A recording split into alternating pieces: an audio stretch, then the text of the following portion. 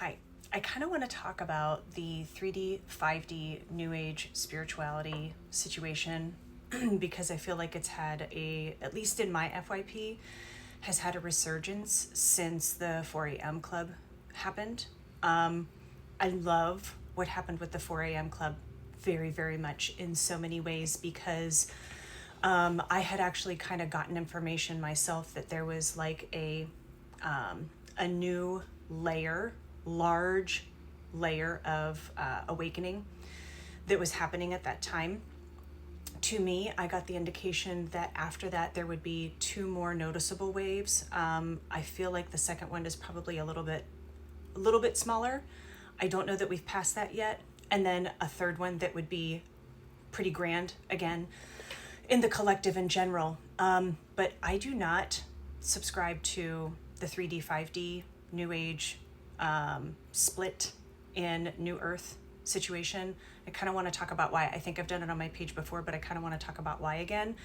And I think that there are maybe some people out there who could benefit from a different viewpoint because I think it's only really being presented in this way so far.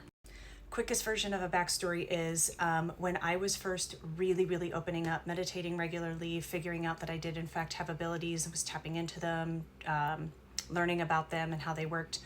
I had some conversations where mentors, teachers, even just people who were further along their spiritual path than I was at that time, were talking a lot about 5D and the split and New Earth and all of that. And I was very confused about it because I was thinking very literally, like, how exactly are you trying to convince me that there's a physical split and that there are going to be two completely separate Earths? I think there's some people who truly do believe that there is an actual physical, literal split and that there will be two existing Earths at the same time, while others are pretty much primarily just sort of talking about more in the terms of like timeline or dimension or, you know, some of those other kind of buzzword terms and stuff in the spiritual community. And that the idea is a little more figurative, metaphorical for where your vibration is. And when this was being discussed with me, I became incredibly fearful because I was like, I want to learn about my spirituality. I want to learn what this is for me. I want to grow in that direction. But what if people that I know and love aren't doing that? I'm not like, and somebody actually said to me, well, you're just going to have to make a choice. And what they meant was a choice between my soul evolving and raising my vibration from a spiritual perspective versus the people that I loved in this lifetime. And I was like, I'm not leaving my husband and children. I'm not leaving my parents. I'm not leaving, like, what do you mean? I'm going to have to make a choice. I guess my next go round will have to be the spiritual one because I'm not leaving them. And I was actually crying. Like they were so like, deep into the idea of this, that this was how it was presented to me. And I really hated it.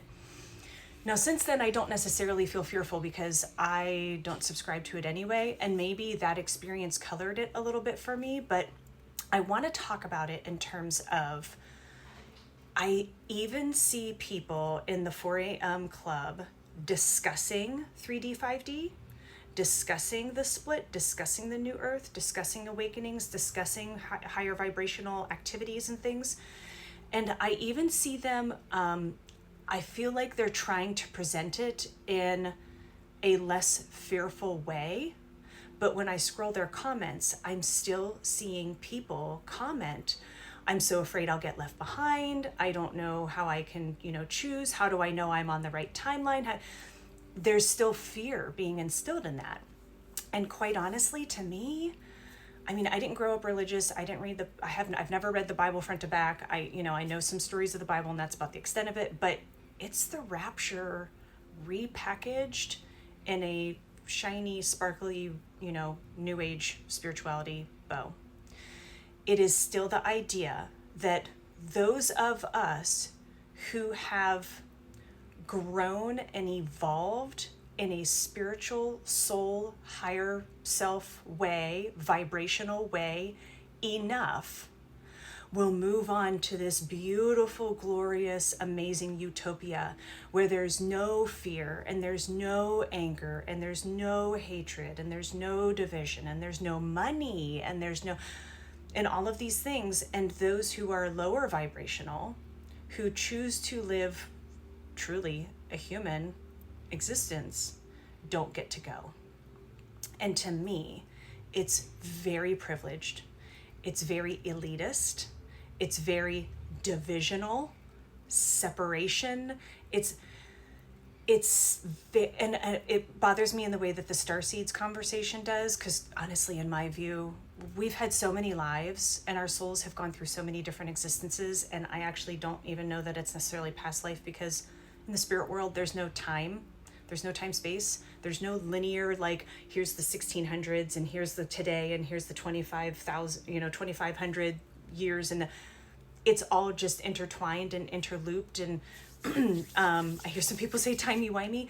So like, I could die from this incarnation and then be reborn into an incarnation that was happening in what this timeline looks as the 1600s, but it's happening after this life for me and my soul progression and whatever it is that I need to learn, right?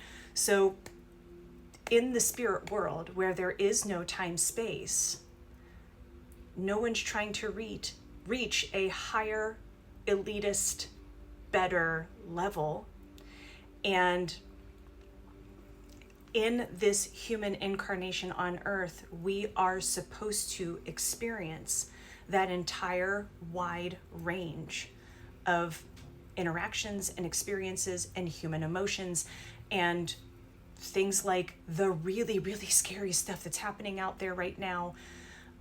And that there is one consciousness. Yes, our souls all are individualized in terms of, like, my soul is always going to be my soul and I'm Lee in this lifetime, but my soul, portions of my soul will also be in all of my other lifetimes. And I forgot to say, we've all been starseeds or will be starseeds or are currently starseeds. So why are we talking about who is or is not a starseed? Everyone is probably going to have that experience at some point in time or another. So I don't really like that thing either about, like, I'm a starseed, and yeah, we probably all are, just different forms at different times, whatever. Getting back to it, sorry for the tangent, but I think it's kind of intertwined with this too. The idea of higher vibrational activities and meditations and experiences, I think it causes spiritual bypassing, where you're expecting to no longer have those human emotions and those difficult interactions. And you're experiencing all of the love and the joy and the wonder when you're able and when life brings that to you and you allow it in. But you're also supposed to experience the difficulties and the struggles and the sadness and the fear and the anxiety. We are supposed to do all of that. And that is part of our soul's mission. That is part of our soul evolution. That is part of the stardust that we are. And creating the idea that if you aren't doing that enough, you'll get left behind. It's the same thing as the trumpets blaring and people going to heaven because they accepted Jesus into their hearts and that they were the good chosen ones. There are no chosen ones. We all are one.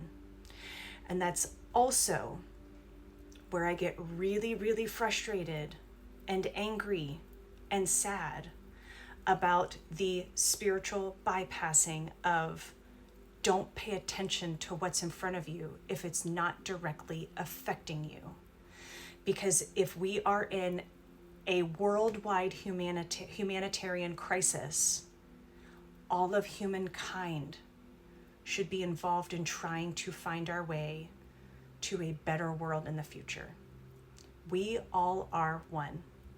There is no better or worse on our soul's journey.